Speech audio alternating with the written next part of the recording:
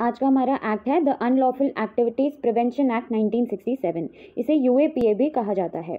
1967 में इसका इनैक्टमेंट हुआ, तो हम ये देखा जाए कि इस एक्ट को क्यों लाया गया था, तो हमें जाना पड़ेगा 1962 में। तो 1962 में हो रहा था इंडो चाइना वॉर, और 1962 में सिर्फ इंडो चाइना वॉर नहीं हो रहा था, साथ ही में क्या हो रहा था कि जो सीएम थे मद्रास के, वो चाहते थे कि एक Tamil separate entity, separate state बनाया जाए, सेपरेट कंट्री बनाया जाए और इंडिया से अलग कर दिया जाए। जब उन्होंने ये डिमांड अपनी राज्यसभा की स्पीच के दौरान रखी, तब कंट्री में बहुत ही ज़्यादा पैनिक होने लगी।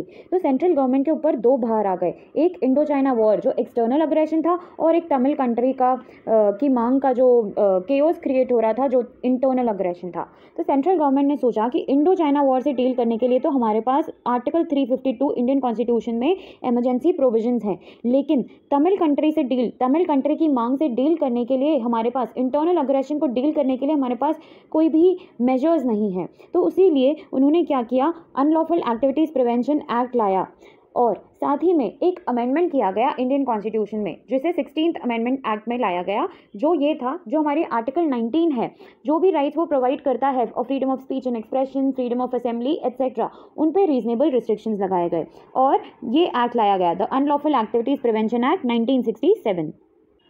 आज के इस एक्ट में हमारे 53 सेक्शंस हैं, और ये 53 सेक्शंस डिवाइड करे गए हैं 7 चैप्टर्स में। अब आ जाते हैं इस एक्ट के प्रियम्बल पे, और उसके पहले हम देखते हैं कि इसकी इनैक्टमेंट डेट क्या थी। तो इसकी इनैक्टमेंट डेट है 30 सितंबर 1967। इसका प्रियम्बल क्या कहता है, an act to provide for the more effective prevention of certain unlawful activities of individuals and associations and for dealing with terrorist activities and for matters connected therewith। तो ये act क्या provide करेगा, more effective prevention के लिए provisions बनाएगा। क्या, किस चीज़ को प्रिवेंट करना है, सर्टन अनलॉफुल एक्टिविटीज़ को जो इंडिविजुअल्स के द्वारा की जाती है या एसोसिएशंस के द्वारा की जाती है, एंड जो टेररिस्ट एक्टिविटीज़ है उनसे डील करने के तरीके बताएगा ये एक्ट, एंड उससे कनेक्टेड जो भी मैटर्स होते हैं उनसे डील करने के तरीके, उनसे डील करने के लिए provisions. Whereas the Security Council of the United Nations ने अपनी मीटिंग में अडॉप्ट किया रेजोल्यूशन 1373 28 सितंबर 2001 को under chapter 7 of the charter of the United Nations, जिसमें रिक्वायर किया गया है कि जो सारे स्टेट्स हैं उन्हें मेजर्स लेने पड़ेंगे टू कम्बैट इंटरनेशनल टेररिज्म। तो जो इंटरनेशनल टेररिज्म है उससे लड़ने के लिए मेजर्स हर स्टेट को लेने पड़ेंगे। फिर थर्ड पैरा कहता है कि एंड वेयर एज रेजोल्यूशंस, और फिर रेजोल्यूशंस के नाम बताए गए हैं। ये जो रेजोल्यूशंस हैं of the security council of the United Nations, ये रिक्वायर करते हैं स्टेट्स को कि वो स्टेट्स एक्शन लें, किन के अगेंस्ट, टेररिस्ट के अगेंस्ट एंड टेररिस्ट ऑर्गेनाइजेशंस के अगेंस्ट, ताकि उनकी जो असेट्स है, मतलब जो टेररिस्ट एंड टेररिस्ट ऑर्गेनाइजेशंस की असेट्स एंड दूसरे इकोनॉमिक रिसोर्सेज हैं उन्हें फ्रीज किया जाए, और उनकी टेररिस्ट की एंट्री को प्रिवेंट किया जाए, या अगर उनकी ट्रांजिट होती है उस टेरिटरी के थ्रू तो उसको प्रिवेंट करा जाए। एंड क्या प्रिवेंट किया जाए, डायरेक्ट और इनडायरेक्ट सप्लाई, सेल और ट्रांसफ़र, किस चीज़ का, आर्म्स एंड अम्यूनिशंस का, उन इंडिविजुअल्स को जो इस शेड्यूल में, जो इस एक्ट के शेड्यूल में लिस्टेड हैं। फिर फोर्थ पैरा कहता है and whereas the central government and exercise of the powers conferred by section 2 of the United Nation Security Council Act 1947 has made the prevention and suppression of terrorism implementation of Security Council resolutions order 2007। तो इसमें ये कहा गया है कि जो central government है उन्होंने अपनी पावर्स एक्सरसाइज करी है, जो उन्हें section 2 of the UNSC act 1947 में ग्रांट हुई है, और उन्होंने क्या किया, उस पावर को यूज़ करते हुए ये बनाया है, क्या बनाया है, prevention and suppression of terrorism order 2007। फिर लास्ट पैरा क्या कहता है, and whereas it is considered necessary to give effect to the said resolutions and order to make special provisions for the prevention of, ठीक है, तो effect किस चीज़ को देना है, रेजोल्यूशंस एंड ऑर्डर्स को, और इससे क्या होगा, स्पेशल प्रोविजंस भी बनाए जाएंगे, किस चीज़ के लिए, फॉर द प्रिवेंशन ऑफ और for coping with terrorist activities and for matters connected therewith. तो टेररिस्ट एक्टिविटीज़ का प्रिवेंशन करना, उनसे कैसे डील करना, इन सब के लिए प्रोविजंस बनाए जाएंगे। फिर हम आते हैं चैप्टर 1 पे, जो है प्रिलिमिनरी। सेक्शन 1 इसका क्या है, short title, extent and application. तो इस एक्ट को क्या कहा जाता है, यूएपीए एक्ट कहा जाता है 1967 का। It extends to the whole of India. Third, every person shall be liable to punishment under this act for every act or omission contrary to the provisions thereof of which he is held guilty in India। अगर कोई भी person है वो India में guilty है, of which he is held guilty in India, तो वो liable होगा to be punished, किसमें, इस एक्ट के अंदर। क्यों, क्योंकि उसने कोई ऐसा एक्ट या ओमिशन किया है जो इस एक्ट के प्रोविजंस के अगेंस्ट है, बस इसीलिए उसे पनिशमेंट दी जा रही है। फोर्थ चीज़ ये कही है कि कोई भी पर्सन जो कोई भी ऐसा ऑफेंस करता है बियॉन्ड इंडिया जिसके लिए वो पनिशेबल है अंडर दिस एक्ट, मतलब यूएपीए में वो पनिशेबल है लेकिन उसने ऑफेंस कहाँ किया है, बियॉन्ड इंडिया, इंडिया के बाहर, तो उससे कैसे डील किया जाएगा, उससे वैसे ही डील किया जाएगा जैसा इस एक्ट के प्रोविजंस में लिखा गया है। जैसे कि ऐसा माना जाएगा कि उसने ये एक्ट इंडिया में ही कमिट किया है। तो ये कौन सा फोर्थ कौन सा हुआ, कोई ऐसा पर्सन जिसने ऑफेंस तो इंडिया के बाहर किया है लेकिन वो offence punishable under this act है, तो उसे ऐसे डील किया जाएगा जैसे provisions of this act have been इन्होंने जैसा कहा है, मतलब the provisions of this act have instructed, उस हिसाब से ही उस बंदे से डील किया जाएगा। और फिफ्थ क्या है, the provisions of this act apply also to, ठीक है, तो इसमें इंक्लूसिव लिस्ट दे दी है कि इस एक्ट के प्रोविजंस किन किन लोगों पे अप्लाई होंगे। तो citizens of India outside India, तो सिटीजन्स ऑफ इंडिया पे तो अप्लाई होगा ही ये एक्ट क्योंकि ये इंडियन एक्ट है, लेकिन उन्होंने ये कहा है कि अगर कोई सिटीजन ऑफ इंडिया है और वो आउटसाइड इंडिया है तो उस पर भी ये एक्ट अप्लाई होगा। फिर दूसरे, person in the service of the government wherever they may be, ठीक है, गवर्नमेंट कौन सी है, ये इंडियन गवर्नमेंट है, इसलिए हम क्या बोल रहे हैं कि अगर कोई भी पर्सन सर्विस में है गवर्नमेंट की तो वो कहीं पे भी रहे, wherever they may be, उसको हम मानेंगे कि उस पर ये एक्ट अप्लाई होता है। C, persons on ships and aircraft registered in India wherever they may be, ठीक है, तो शिप्स एंड एयरक्राफ्ट जो इंडिया में रजिस्टर्ड हैं चाहे वो कहीं पे भी हो वर्ल्ड में, उन्हें माना जाएगा कि उनमें जो भी लोग मौजूद हैं अगर वो कोई भी एक्ट करते हैं तो वो ये एक्ट उन पर लागू होगा। So this is similar to section 2 of IPC, मतलब सेक्शन 2, 3 एंड 4 ऑफ आईपीसी। तो उनमें भी यही था कि अगर कोई इंडियन सिटीजन है वो इंडिया के बाहर ऑफेंस करता है तो आईपीसी में पनिशेबल होगा। फिर उन्होंने कहा था कि शिप्स एंड एयरक्राफ्ट पे, अगर ऐसे शिप्स एंड एयरक्राफ्ट जो इंडिया में रजिस्टर्ड है उन पे कोई ऑफेंस करता है तो आईपीसी में पनिशेबल होगा। तो सिमिलरली ऐसा ही बनाया गया है सेक्शन 1 ऑफ दिस एक्ट। फिर आ जाते हैं सेक्शन 2 पे जो है definitions. 1. In this act unless the context otherwise requires, सबसे पहली डेफिनेशन है एसोसिएशन की। तो एसोसिएशन मतलब क्या होता है, मतलब कोई भी कॉम्बिनेशन या बॉडी ऑफ इंडिविजुअल्स, तो कॉम्बिनेशन ऑफ इंडिविजुअल्स या बॉडी ऑफ इंडिविजुअल्स क्या कहलाएगी, एसोसिएशन कहलाएगी। फिर है session of a part of the territory of India का मतलब क्या होता है, मतलब इंडिया की टेरिटरी से कोई भी पार्ट गिव अप करना, लेकिन इसमें क्या इंक्लूड करा है ये बताया, इंक्लूसिव डेफिनेशन है। तो cession of a part of the territory of India includes admission of the claim of any foreign country to any such part, मतलब क्या है कि ये सपोज ये इंडिया है, इसमें से हमने ये टेरिटरी सेशन कर दी इस टेरिटरी का,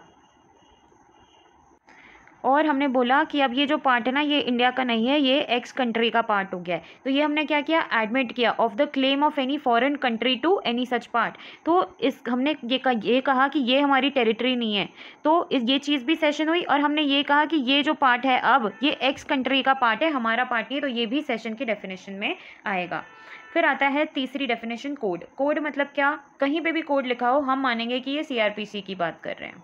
फिर है D, court. Court means a criminal court, court हमेशा क्रिमिनल कोर्ट होगा जिसका क्या है, जुरिस्डिक्शन है अंडर द कोर्ट, मतलब जिसका सीआरपीसी में जुरिस्डिक्शन है to try offences under this act. और क्रिमिनल कोर्ट में क्या इंक्लूडेड है, स्पेशल कोर्ट जो कॉन्स्टिट्यूट करा गया है अंडर सेक्शन 11 और अंडर सेक्शन 21, कौन से एक्ट के, NIA act, national investigation agency 2008। अब इस एक्ट के प्रोविजंस को क्यों माना गया कि इसके में जो स्पेशल कोर्ट है वो वाले कोर्ट माने जाएंगे, क्योंकि जो एनआईए है, नेशनल इन्वेस्टिगेशन एजेंसी जो है वो यूएपीए एक्ट को एनफोर्स करती है।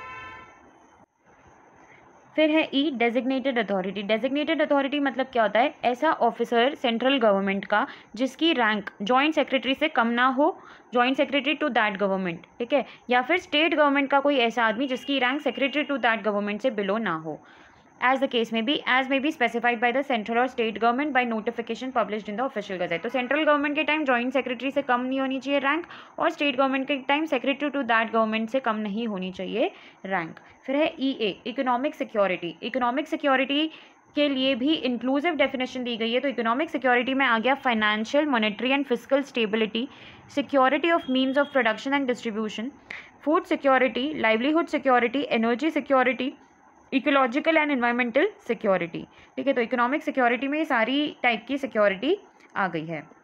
फिर आता है E B, order. Order means the prevention and suppression of terrorism implementation of security councils resolutions order 2007 as may be amended from time to time. तो जहाँ पे भी ऑर्डर लिखा हो तो हम कौन सा ऑर्डर मानेंगे? जो 2007 का ऑर्डर है, prevention and suppression of terrorism order 2007, उसे मानेंगे कि ऑर्डर है। मतलब ऑर्डर जहाँ भी लिखा हो हम सोचेंगे कि ये वाले ऑर्डर की बात कर रहे हैं हमेशा, और अगर उसमें कोई अमेंडमेंट होते हैं तो उसके साथ वो ऑर्डर को पढ़ा जाएगा, उसके साथ वो ऑर्डर को देखा जाएगा। फिर है EC, person. Person includes, person का भी इंक्लूसिव डेफिनेशन दे दी, क्योंकि पर्सन क्या होता है वो तो हमें पता है, कोई भी इंसान पर्सन होता है। अब पर्सन में क्या इंक्लूडेड है? एक इंडिविजुअल तो है ही, दूसरा कंपनी को भी पर्सन में इंक्लूड किया गया है यूएपीए में। फिर है कि कोई अगर फर्म है तो वो भी पर्सन है। फिर है कोई ऑर्गेनाइजेशन या एसोसिएशन ऑफ पर्सन्स या फिर बॉडी ऑफ इंडिविजुअल्स, चाहे वो इनकॉर्पोरेटेड हो या ना हो, वो पर्सन की डेफिनेशन में आएंगे।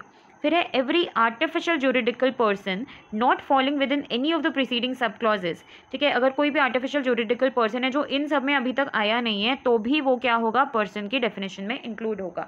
फिर है कोई भी एजेंसी, ऑफिस या ब्रांच जो ओन या कंट्रोल करी गई है किसी ऐसे पर्सन के द्वारा जो फॉल कर रहा है इनमें से किसी में, या तो वो इंडिविजुअल है, कंपनी है, फर्म है, तो उसकी जो एजेंसी है, ऑफिस है, ब्रांच है, वो भी क्या होंगी? पर्सन के डेफिनेशन में आएंगी। तो ये पर्सन की डेफिनेशन इंपॉर्टेंट है क्योंकि ये बहुत वाइड करती है। फिर है F, prescribe. Prescribe means prescribe by rules made under this act. ठीक है। फिर जी क्या है? Proceeds of terrorism. इसका सिंपल सा मीनिंग बिना डेफिनेशन पढ़े हम देखें तो प्रोसीड्स का मतलब क्या होता है? प्रोसीड्स ऑफ टेररिज्म की बात है तो मतलब टेररिज्म से कमाया हुआ पैसा। अब पढ़ते हैं इसकी डेफिनेशन। तो first, sorry, all kinds of properties which have been derived और obtained from commission of any terrorist act. या फिर ठीक है, तो सारी टाइप की प्रॉपर्टीज़ जो डिराइव करी गई है या ऑब्टेन करी गई है, कैसे? टेररिस्ट एक्ट कमिट करके, या फिर अक्वायर करी गई हैं कैसे?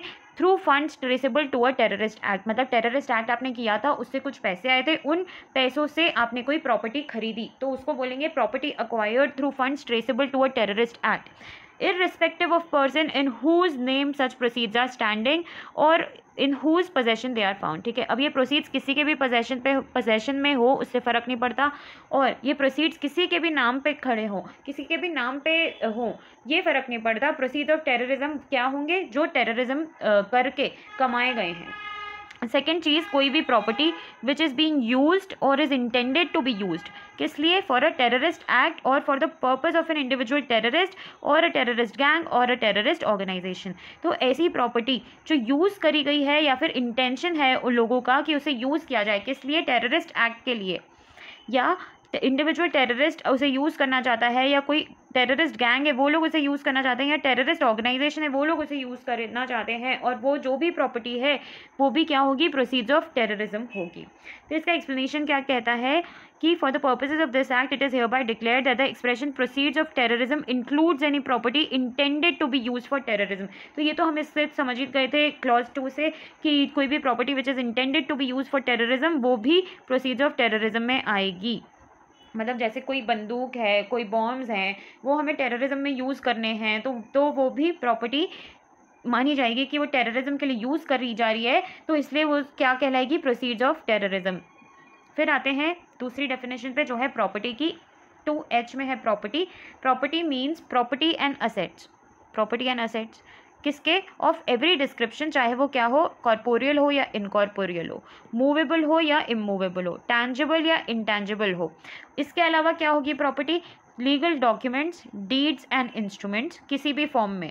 ठीक है, किसी भी फॉर्म में legal documents, deeds and instruments हो सकते हैं, जैसे कि electronic, digital, evidencing title to or interest in such property, या फिर कोई भी assets by means of bank credits, travellers cheques, bank cheques, money orders, share, securities, bonds, drafts, letters of credit, cash and bank account including fund however acquired, ये सभी included है property में। तो ये भी बहुत ही वाइड डेफिनेशन है। तो प्रॉपर्टी वैसे तो हमें पता ही है क्या होता है, और इन्होंने और क्लियर कर दिया कि कैश भी प्रॉपर्टी होता है, बैंक अकाउंट इंक्लूडिंग फंड भी प्रॉपर्टी होता है, सारी चीज़ें प्रॉपर्टी होती है, चाहे वो कॉर्पोरियल हो, इनकॉर्पोरियल हो, मूवेबल हो, इमूवेबल हो, टैंजिबल हो या ना हो, एट्सेट्रा।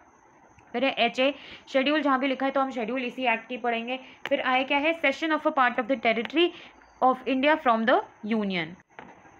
अब ये जो टर्म है सेसेशन, ये सेशन से कैसे डिफरेंट है जो हमने पहले पढ़ा था? तो इस वाली में क्या होता है, जैसे ये इंडिया है, इसका एक पार्ट ये है, इस पार्ट को पहले सेशन जो C से चालू होता है, CESSION, इसको इसमें हमने क्या पढ़ा था कि इंडिया का कोई पार्ट है ये जो इंडिया ने गिव अप कर दिया है किसी एक्स कंट्री को, तो ये हुआ सेसेशन। लेकिन ये जो ये वाला है ये वाला जो सेसेशन है वो क्या होता है, इसमें क्या होता है कि कोई एक पार्ट है इंडिया का, सपोज यही वाला पार्ट है, ये खुद अपनी इच्छा से इंडिया से निकलना चाहता है और एक सेपरेट कंट्री बनाना चाहता है, तो that will be cessation of a part of the territory of India from the union. अगर ये जो पार्ट निकलता है ये चाहता है सेपरेट कंट्री बनाना या ये दूसरी कंट्री में जुड़ना चाहता है, तो ये कंप्लीटली इसका कॉल है, ठीक है। और दूसरी चीज़ इसमें फिर अगर हम आई की डेफिनेशन देखें तो ये लोग क्या कहते हैं कि जो cessation of a part of the territory of India from the union है, इसमें क्या इंक्लूडेड है, the assertion of any claim to determine whether such part will remain a part of the territory of India। assertion, अगर कोई claim किया जा रहा है कि ये तो इंडिया का पार्ट है, आप ये वाला पार्ट नहीं ले जा सकते, तो भी वो सेसेशन की डेफिनेशन में आएगा, आय वाली 2I में जो सेसेशन की डेफिनेशन गिवन है। फिर आता है J, state government in relation to a union territory. State government का मतलब क्या होता है, means the administrator thereof, ठीक है। जहाँ स्टेट गवर्नमेंट लिखा है अपन यूनियन टेरिटरी के इसमें मान लेंगे कि एडमिनिस्ट्रेटर लिखा है। फिर है के, टेररिस्ट एक्ट। तो टेररिस्ट एक्ट का वही मीनिंग होता है जो सेक्शन 15 में असाइन किया गया है, एंड टेररिज्म और टेररिस्ट जो वर्ड्स हैं इन्हें उसके अकॉर्डिंग ही कंस्ट्रक्ट किया जाएगा। फिर एल है टेररिस्ट गैंग। टेररिस्ट गैंग मतलब कोई भी एसोसिएशन जो टेररिस्ट ऑर्गेनाइजेशन से अलग है, चाहे अब ये जो एसोसिएशन है वो सिस्टमैटिक भी हो सकता है या अदरवाइज भी हो सकता है, बस उनका कंसर्न होना चाहिए या उनका इन्वॉल्वमेंट होना चाहिए टेररिस्ट एक्ट में, तो वो कहलाएगा टेररिस्ट गैंग। तो क्या हुआ टेररिस्ट गैंग? टेररिस्ट गैंग हुआ association other than terrorist organisation whether systematic और otherwise which is concerned with और इन्वॉल्व्ड इन टेररिस्ट एक्ट। इसका इंपॉर्टेंट पॉइंट ये है कि टेररिस्ट गैंग अलग चीज़ है और टेररिस्ट ऑर्गेनाइजेशन अलग चीज़ है। टेररिस्ट ऑर्गेनाइजेशन क्या है वो हम एम में देखेंगे। टेररिस्ट ऑर्गेनाइजेशन क्या होता है, मीन्स एन ऑर्गेनाइजेशन जो शेड्यूल में डाली गई है या कोई ऐसा ऑर्गेनाइजेशन जो सेम नेम में ऑपरेट कर रहा है as an organisation so listed. तो जो ऑर्गेनाइजेशन होगा ना जिसका नाम शेड्यूल में दिया गया होगा वो कहलाएगा टेररिस्ट ऑर्गेनाइजेशन। क्यों? क्योंकि टेररिस्ट ऑर्गेनाइजेशन टेररिस्ट गैंग से भी बहुत बड़ी चीज़ होती है। तो कुछ टेररिस्ट ऑर्गेनाइजेशंस के नाम हम पढ़ लेते हैं। फर्स्ट शेड्यूल में गिवन है इसी एक्ट के, तो वो हैं बाबर खालसा इंटरनेशनल, फिर है खालिस्तान कमांडो फोर्स, खालिस्तान जिंदाबाद force, international Sikh youth federation, लश्कर ताइबा, ये सबसे फेमस है, सब नहीं सुना होगा इनका नाम। फिर है जैश ए मोहम्मद, ये भी सुना होगा आपने। तो यही हैं कुछ टेररिस्ट ऑर्गेनाइजेशंस जो जिन्हें हम टेररिस्ट गैंग के साथ कंफ्यूज नहीं करेंगे। फिर आ जाते हैं दूसरी डेफिनेशन पे जो है ट्रिब्यूनल। ट्रिब्यूनल मतलब क्या? जो सेक्शन 5 में कॉन्स्टिट्यूट करी गई है वो ट्रिब्यूनल। फिर आता है ओ, अनलॉफुल एक्टिविटी। ये इंपॉर्टेंट है, जो इंपॉर्टेंट है वो क्या था, टेररिस्ट गैंग इंपॉर्टेंट था, टेररिस्ट ऑर्गेनाइजेशन इंपॉर्टेंट था, उसके ऊपर भी काफ़ी उसके ऊपर तो सारी ही डेफिनेशन इंपॉर्टेंट थी। और फिर आ जाते हैं हम अनलॉफुल एक्टिविटी पे। तो अनलॉफुल एक्टिविटी क्या होता है? अनलॉफुल एक्टिविटी किसी भी इंडिविजुअल या एसोसिएशन के रिलेशन में क्या होता है, मतलब कोई भी action taken by such individual और association whether by committing an act or by words either spoken or written or by signs of visible representation or otherwise। तो कोई भी एक्शन जो किसी इंडिविजुअल या एसोसिएशन ने लिया है, कैसे लिया है? एक्शन बाय वर्ड्स भी हो सकता है और बाय एक्ट भी हो सकता है, या बाय साइंस भी हो सकता है, या विजिबल रिप्रेजेंटेशन के द्वारा भी हो सकता है, या अदरवाइज भी हो सकता है। पर वो क्या एक्शन होता है वो देखते हैं इन पॉइंट्स में। तो first is which is intended or supports any claim to bring about on any ground whatsoever the cession of a part of the territory of India or the secession of a part of the territory of India from the Union, or which incites any individual or group of individuals to bring about such cession or cessation.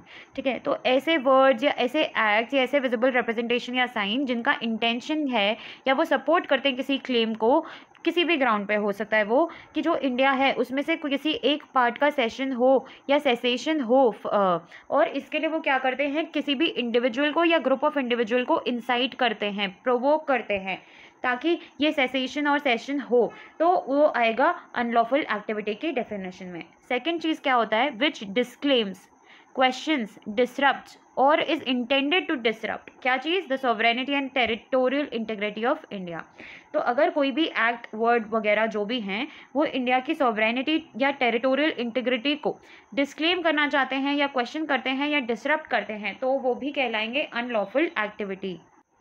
यहाँ पे disclaim का मतलब क्या हुआ, disclaim करना मतलब ये कहना कि इंडिया तो सॉवरेन है ही नहीं, इंडिया की सॉवरेनिटी को डिनाई करना या क्वेश्चन करना या डिसरप्ट करना। ठीक है, फिर थर्ड है which causes or is intended to cause disaffection against India. अगर इंडिया के लिए डिसअफेक्शन पैदा करते हैं ये लोग या करना चाहते हैं तो वो भी होगी अनलॉफुल एक्टिविटी। तो ये था ओ, अनलॉफुल एक्टिविटी। फिर है P, unlawful association. Unlawful association means any association which has for its object, उनका ऑब्जेक्ट क्या है वो बताया है, उनका ऑब्जेक्ट है any unlawful activity or which encourages or aids persons to undertake any unlawful activity or of which the members undertake such activity। ठीक है, ऑब्जेक्ट क्या है, अनलॉफुल एक्टिविटी करना, तो वो क्या हो जाएगा, अनलॉफुल एसोसिएशन। ठीक है, कोई भी एसोसिएशन जिसका ऑब्जेक्ट क्या है, अनलॉफुल एक्टिविटी करना, या उनका ऑब्जेक्ट है एंकरेज करना पर्सनस को या एड करना पर्सनस को कि वो अनलॉफुल एक्टिविटी करें, या ऐसा एसोसिएशन जिसके मेंबर्स अंडरटेक करते हैं इस अनलॉफुल एक्टिविटी को कि ये की जाएगी, तो वो होगा अनलॉफुल एसोसिएशन। दूसरा, unlawful association means any association which has for its object any activity which is punishable under section 153A of IPC या 153B ऑफ आईपीसी, या फिर जो लोग एंकरेज करते हैं या एड करते हैं उन पर्सनस को कि आप ऐसी एक्टिविटीज़ करो जो इसमें पनिशेबल है 153A और 153B ऑफ आईपीसी में, या फिर उसके मेंबर्स जो उस एसोसिएशन के मेंबर्स हैं वो ही ऐसी एक्टिविटीज़ करने के लिए अंडरटेकिंग लेते हैं, provided that nothing contained in sub clause 2 shall apply to the state of the Jammu and Kashmir. तो सेक्शन 153A ऑफ आईपीसी क्या है, वो कहता है, मतलब वो किन चीज़ों को पनिश करता है, तो वो करता है कोई भी ऐसे ऑफेंस को पनिश जो प्रमोट करता है enmity between different groups on ground of religion, race, place of birth, residence, language etcetera, and जो भी ऐसे एक्ट्स होते हैं जो मेंटेनेंस ऑफ हार्मनी को डिस्टर्ब करते हैं उनको पनिश करता है सेक्शन 153A ऑफ आईपीसी। और 153B आईपीसी जो है वो ऐसे ऑफेंसेस को पनिश करता है जो हैं इम्प्यूटेशंस, असर्शंस जो प्रेजुडिशियल होते हैं नेशनल इंटीग्रेशन को। ये जो प्रोवाइजो है ना, इसका जो कहता है कि nothing contained in sub clause 2 shall apply to state of Jammu and Kashmir, तो इसको अभी तक रिपील नहीं किया गया है, तो ये वैलिड है क्योंकि लास्ट अमेंडमेंट इस एक्ट का था 2019 का, उसमें इस सेंटेंस के लिए कुछ भी नहीं कहा गया है। फिर डेफिनेशन है क्यू, वर्ड्स एंड एक्सप्रेशंस। अच्छा, इसमें सिर्फ ये कहा है कि जो वर्ड्स एंड एक्सप्रेशंस यूज़ करे गए हैं लेकिन डिफाइन नहीं करे गए हैं इस एक्ट में, लेकिन कोड में डिफाइन करे गए हैं। कोड मतलब क्या हुआ, सीआरपीसी में, तो उनका वही मीनिंग होगा जो सीआरपीसी में गिवन है। फिर सेकंड सबसेक्शन सेक्शन 2 का क्या कहता है, any reference in this act to any enactment or to any provision thereof shall in relation to an area in which such enactment or such provision is not in force be construed as a reference to the corresponding law or the relevant provision of the corresponding law if any in force in that area। तो ये लोग ये कह रहे हैं कि अगर इस एक्ट में किसी एनैक्टमेंट या प्रोविज़न का जिक्र होता है लेकिन कोई ऐसा एरिया है जहाँ ये एनैक्टमेंट या प्रोविज़न लागू नहीं है, तो जो करस्पॉन्डिंग एनैक्टमेंट या प्रोविज़न होगा उनका जो स्टेट लॉ होगा जो उसी मैटर से डील करता होगा फॉर एग्जांपल, तो उसे कंस्ट्रू किया जाएगा कि ये उस एनैक्टमेंट या प्रोविज़न की बात करी जा रही है, उसके रेफरेंस में बात करी जा रही है। तो ये था हमारा चैप्टर 1। अब चैप्टर 2 हम करेंगे दूसरी स्लाइड में।